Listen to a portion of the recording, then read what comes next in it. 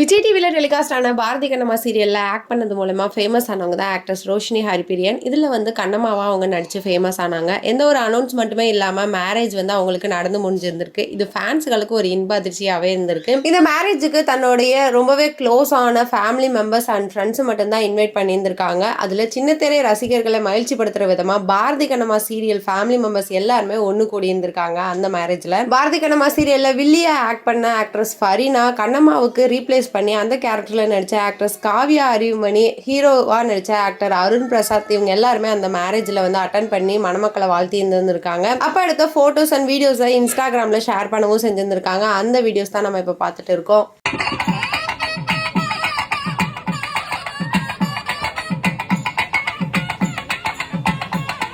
So Bharathi Kannamma சீரியலில் கண்ணம்மாவை act பண்ணி நம்மளெல்லாம் என்டர்டைன்மெண்ட் பண்ண ஆக்ட்ரஸ் ரோஷினி அவங்களுக்கு வெட்டிங் விஷஸை நீங்கள் கமெண்ட் செக்ஷனில் கமெண்ட் பண்ணுங்கள். மேலும் இந்த மாதிரி சினிமா அப்டேட், சீரியல் அப்டேட்ஸ் பற்றி தெரிஞ்சுக்கணும்னா மீடியா சேனலை சப்ஸ்கிரைப் பண்ணுங்கள்.